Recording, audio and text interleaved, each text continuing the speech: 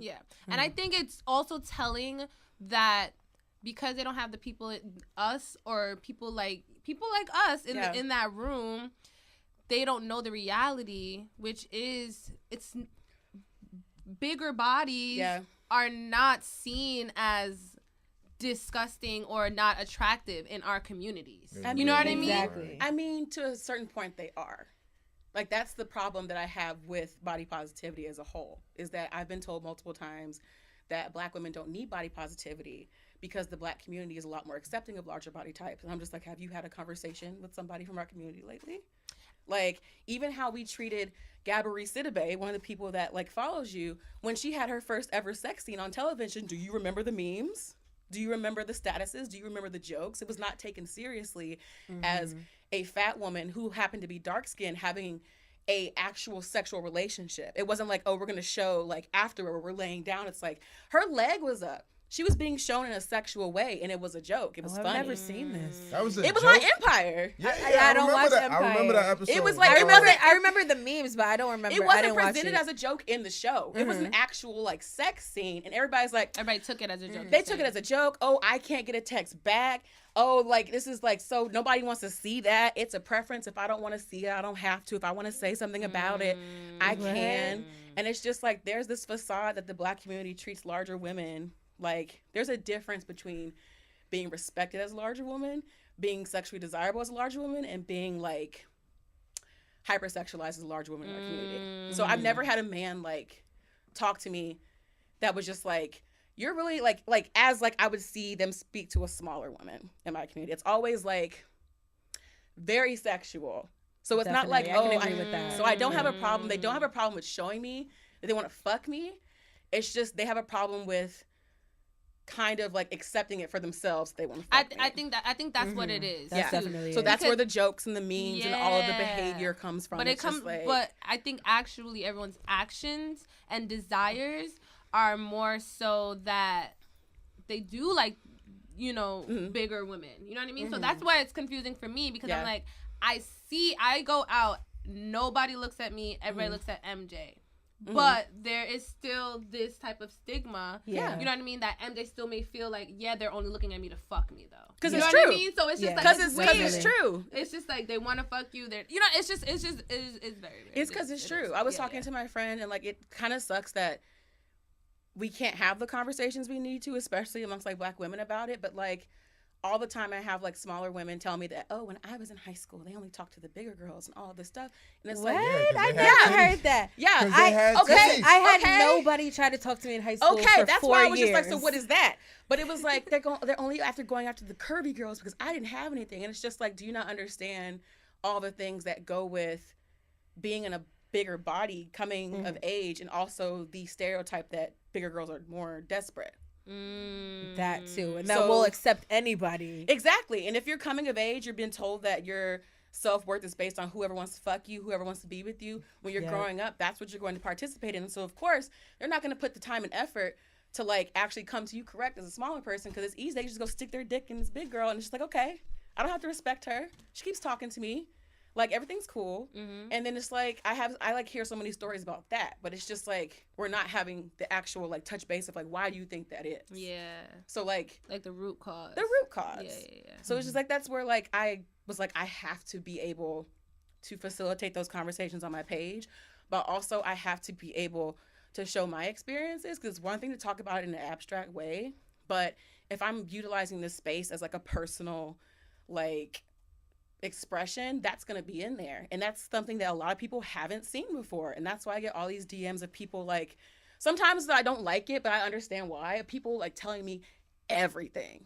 Oh, yeah, like their whole life. Oh my God. From the first time they're like, oh, I'm about to go talk to this guy. Oh, I fucked while I was fucking this guy. This happened. What does this mean? Yeah. Oh, after we fucked, this is what happened. It's just like the whole cycle. And like, I understand. It kind of like, it makes me happy because it makes me feel like, okay, I'm not just some like loud Black bitch on the internet. But it's just like you created a space that people feel like they can. Yeah, but it's just like it sucks that that's like the only space they feel that they can do that in. Especially like with the amount of like DMs and stuff that I see, I'm just like, y'all can't talk to your friends about this. Yeah. You can't talk to like your family. Exactly, because that's what I was saying. Like you don't see those conversations happening. Nobody wants to admit that they feel like they're a hole, and then like go about like trying to like talk about that with their friend. Like that's embarrassing. Yeah, and then also being bigger, like your family played a big part in making you feel some type of way about your body too. Definitely. Like, my mom told me that I remember she introduced a lot of the early tropes of fat sexuality to me, which I now like realize. Like there was some like soap opera star that she told me that I shouldn't worry about being fat, and like that deterred me from finding like a partner or like a husband or a man because she was fat and she had a man.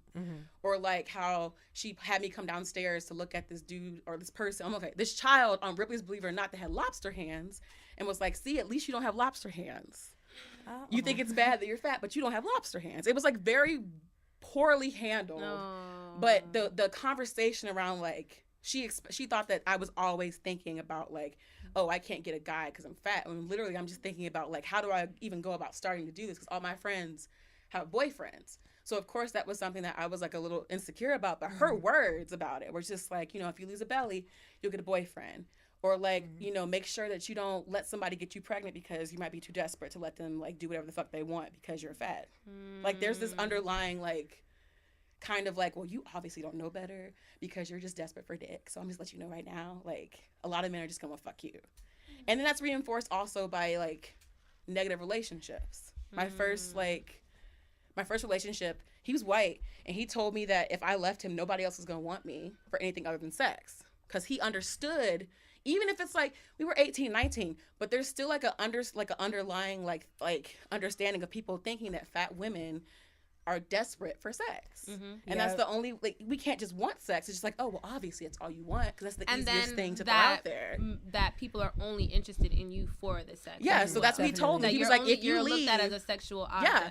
And it's weird because you look at a sexual object, but at the same time, you're dehumanized. Yeah. And I felt that even when I was like having my first hoe phase, where I was just like, oh, this is what my vagina can do? You're like, oh, that feel good. Yes. And then, like, I realized afterwards what all was going into it. Like the aftercare was lacking. The energy was lacking. That's when I began to know the difference between somebody just having sex and having sex with me. And that happens a lot.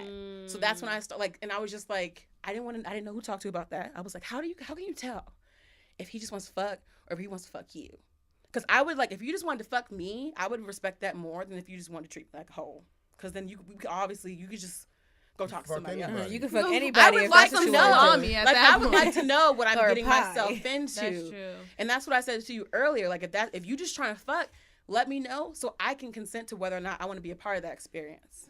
Because when people talk about consent, they only think it just stops at sexual like intercourse and stuff. And it's like, no, it extends towards how you think that it's okay to treat me before, during, and after. The type of intercourse, the type of intercourse, the type of energy, the type of communication.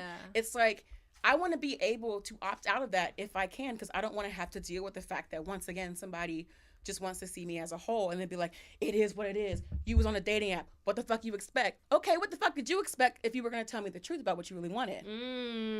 I would have unmatched. You didn't give me the chance to choose for myself whether or not I wanted to be a part of that. That's very true. That's sneaky. Very sneaky. Yes. Ooh, girl. Ooh. Girl, we got a lot to talk about. I know we're about to get into so much. We already got into a lot. Yeah, let's bring it on a positive tip. Let's go to our question of the week. What is your favorite part of your body? Let's all go around and talk about that. Who wants to start?